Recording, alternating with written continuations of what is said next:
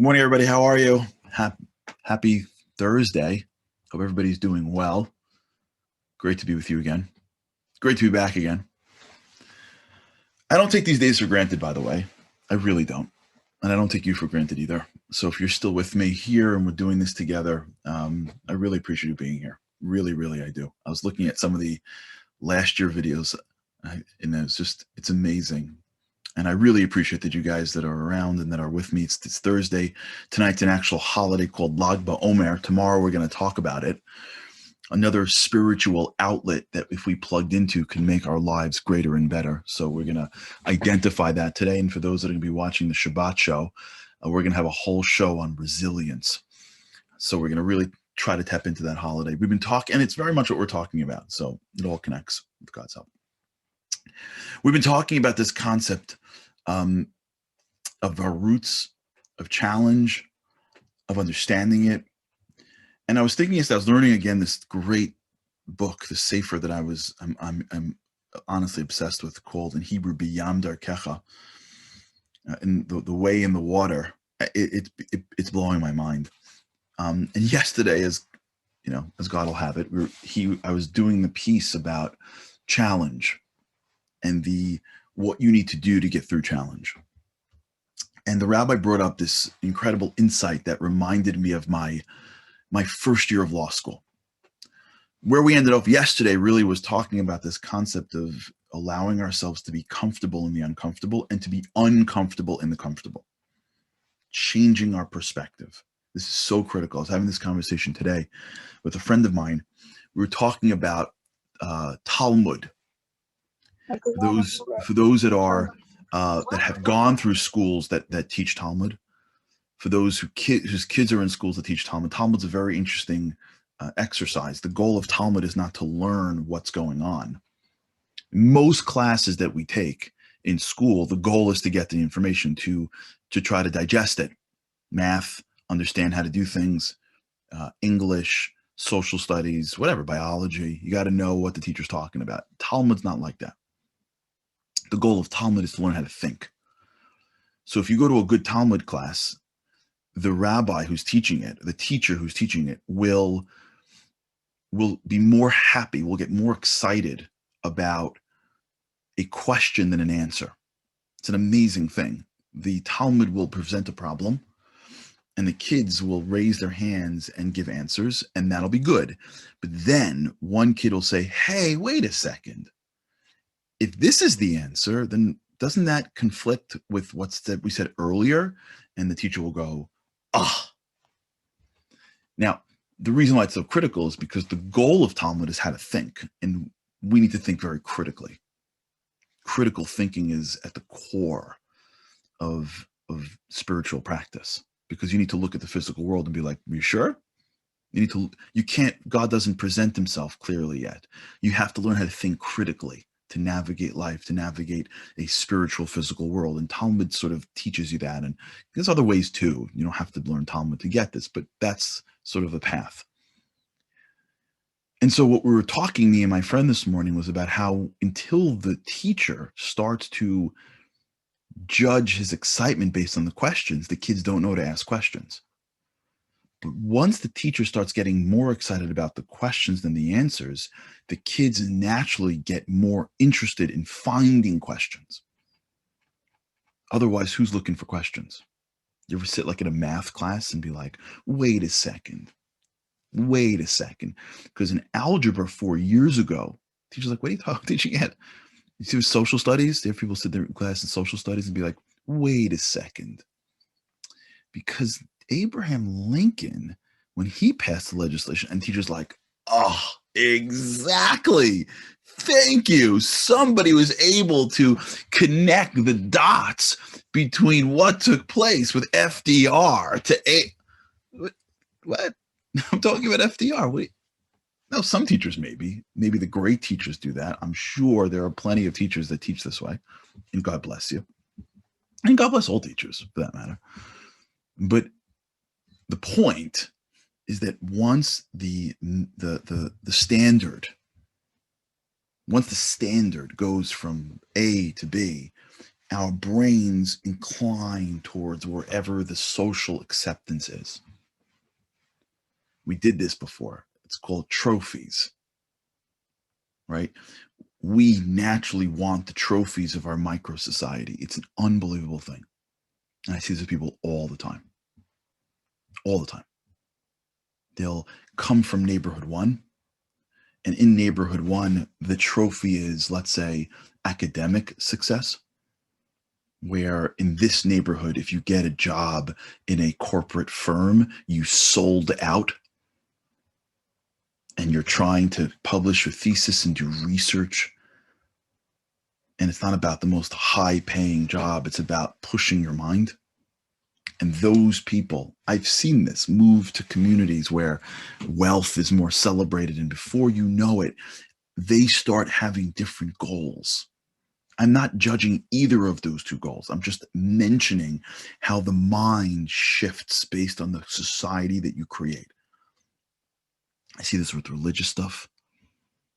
People they have a certain level of religious practice, interest, belief, time, and attention. And they move to other communities where that's not seen as important, and they have new groups of friends that don't see that to be valuable, and slowly they just don't think it's valuable. Well, is it or isn't it valuable? Is it being the professor or being the managing director? I see this with even thinking. One person is here and they are a staunch, political X, and they move. And I don't just mean they change their beliefs. I mean they change their goals. They change their worldview. We have to appreciate that the trophies are driving us, whether we want to admit it or not. Think about your life and your goals. Ask yourself, did I always have these goals? And track your environment and see the connection to its goals. Now, in fairness, there's always people that are anti-environment. There's always people that are like, no, I do my own thing, for sure. But most people, if you look at what you want in life, look at what you want in life. I remember growing up, I had a friend of mine who was like, those kids that like play in the mud. You know those guys that like when they're young, they like live in the mud? You know those guys?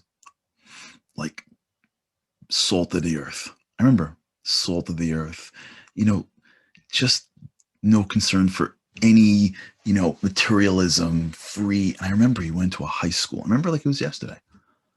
And the high school was like a very preppy high school. And I went to visit him. And as we sat in his room schmoozing, he was like, man, next year I'm losing all my weight. I'm going to buy fancy clothes. I'm like, what? Like, you're you. Like, what are you changing? He's in a new world. He's in a new world, and he doesn't even realize it. I'm telling you, it's a very powerful exercise. Try it on yourself. Try it on yourself. Try to look at the things that you want. No one's telling you to do it. You just want it for yourself. And then see its correlation to the environment that you're in. All of a sudden, like, you want this. And then if you're like this, like if you're this type of person, I want you to be very sensitive to your desires and watch what happens when you go to a new environment. Watch what happens when, like, you go for the weekend to someone else's home. And this person has excelled at this thing. And watch yourself say, hey, why don't I do more of that? We're all so influenced by our environments, but we're also so influenced by what we consider to be the trophy. What I want us to become are people whose trophy is the discomfort, right? That when the classroom switches from the answers matter because you put them on tests and then you get letters next to the right answers that say that you're smart, and you bring that paper home with the letter that's the right letter next to your name, and mom and dad go, hooray. You know, that whole exercise called intellectual misconditioning, where we're taught as kids that memorization is the way.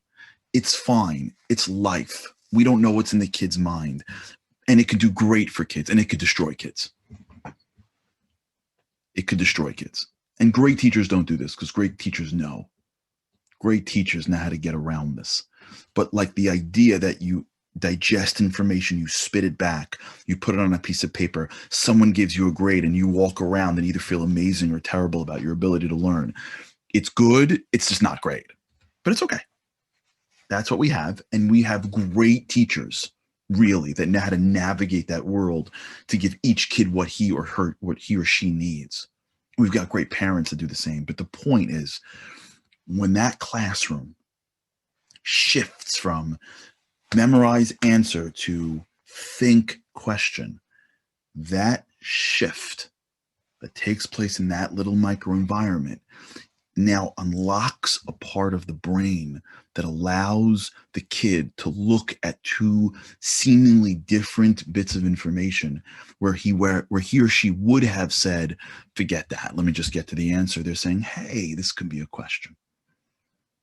That's the change. So if we put it into our exercise, what we're doing right now, the environment that says get stuff, get stuff, get stuff, get stuff, get stuff.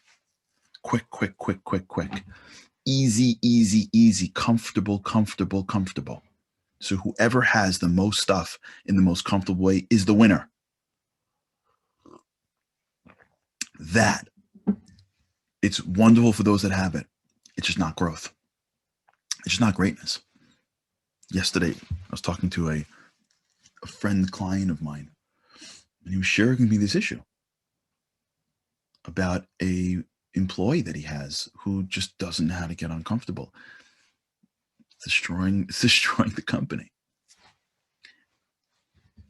So when we shift from the goal is the most stuff in the easiest way to the goal is greatness through the path of discomfort, then if we get greatness without as much discomfort, then that's fine. But when that becomes what we are after, then when the discomfort comes, we're not blown by it. When we come home and it's hard to do X, Y, and Z, it doesn't throw us. We don't think there's something wrong with the relationship when it's not going smoothly. We don't think there's something wrong with the child when he is not flourishing at every single level of his life. We don't think something wrong with us because our career is not like skyrocketing in the way that we expect. We don't think something wrong with God because he doesn't answer in the way that I want, in the timeline that I set for myself. It's a shift in the fact that I'm looking for the discomfort. I am looking for it. I am anticipating it. I am expecting it.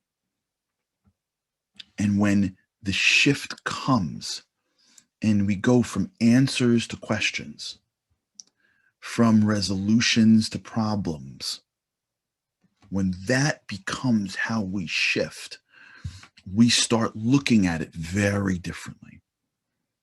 So when you walk into your day, nobody wants pain. Let me distinguish between looking for pain. No one's looking for pain. No one's looking for suffering. No one's looking for like things that are going to cause us, a terribleness. Let's just leave that to the side, because if you can mix that with challenge, it's going to blow the whole thing up. I'm talking about challenge. I'm talking about working out in life. Just let's leave it like that. So when you come to work and there's no challenge that day, you go home and go, I really didn't push myself. And when you come to work and there is a challenge that day, you don't go, oh man, he didn't approve my project. They're fighting. This thing is still going on. Oh, you go, yeah, this is the game I'm in. When you come downstairs and the kid's struggling, when you call your friend and there's a problem, when you go to the community and there are issues, you're not going, really? This is a big deal when it comes to at least the Jewish community sometimes. People are like shocked that there are differences. Really? Yeah, there are differences. We were built to be different. God could have had one tribe. He didn't do it on purpose. But isn't that more challenging? Yeah, it's more challenging. He could have had one system of rules. He could have said God could have handed us a law book and said 1A, 1B, 1C. I know you're going to think this. Don't do this. 1D. In 200 years, there's going to be microwaves. I know don't. He could have done that. We do that in law school. There's something called rules and regulations. There is Civ Pro. There is a legislature. He made it ambiguous. You have to find laws through verses. He allows traditions. He allows a person from Sephardi descent to have rice on Pesach and a one from Ashkenazi to not. He allows multiple books of laws written by multiple people in different communities that have distinguishing factors. He allows words said in the same prayers to be different. Isn't that contrary to peace and prosperity and unity? Yeah, at the surface.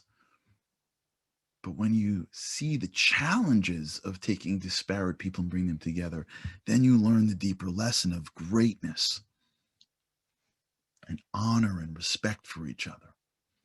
Yeah, it'd be great if everyone was born the same way. You ever walk into a company and people don't know what you're talking about? It could be that the way they're wired is different than you. You could be married, related to be the child or the parent of somebody who was wired differently than you, who doesn't see the world like, not because they don't speak your language, that they don't live in your head. They're not as extroverted or introverted, analytical or cognitively capable. They live differently. They're more sensitive to touch. They're more sensitive to emotion. Yeah, we could have had one type, but then we wouldn't grow. So we're stuck in challenge all day, every day. That's how it works. On purpose, because that's where greatness comes in. In tonight's show, we're highlighting a great man. His name is Elimelech Goldberg. He's a superstar. He lost his child to cancer, and it should have knocked him out, him and his wife, but it didn't. He actually rose and built, after being involved in Chai Lifeline, built an organization called Kids Kicking Cancer. If you don't know what that is, Google it. And if you never heard of Elimelech Goldberg, Google him and sit down when you watch about him, because it's going to blow you away. Watching this man teach martial arts to kids suffering from cancer, enabling them to get through the treatments, and they're little kids. He is not normal. He's not normal. Really. Look, if you show it, you'll see the show tonight, and just look into him. Elimelech Goldberg. He wrote a book, and the book, I believe, is titled God Created an Imperfect World. A perfect God created an imperfect world perfectly. We should put that as a meme and send that around from him. A perfect God built an imperfect world perfectly. Because if it was perfect, we would have nothing to do. It's the challenge that makes us valuable. So we got to start to get excited for it. We got to start to appreciate it. Don't avoid it. Engage in it. Embrace it. That's why we're on this earth. I'm not saying we're going to hit everyone. I'm not saying we're going to get through everyone. I'm not saying it's easy. And I'm the last guy to say that we can do it all. I'm with you. And I also don't want my day to be challenging in the back of my mind. But let's put it to the front of our minds and say, that's wrong. We want questions today. We want challenges today. And when you go through your day and you see the challenges come at you, You got to look at it like you're playing a video game and you're seeing the guys come at you. And this is why you turned on the video game. Because if there's no bad guys, you wouldn't put on the game. This is why you're playing in the Super Bowl. This is why you are who you are. If we don't embrace the challenge and use that as our trophy, we're never going to be able to see how we can change it. All right, we'll continue. For those that are going to watch tonight, check it out, ShabbatShow.com. Other than that, tonight is a holiday, Lag BaOmer, so happy early Lag BaOmer to those that are, to everyone. And I hope we get to talk about a little bit more tomorrow. There's some great characters in the story that I hope you guys are on for so we can talk it through. All right, everybody, have a great day. Take on the world today. Engage in those challenges. And with God's help, I can't wait to see you again tomorrow. Have a great day.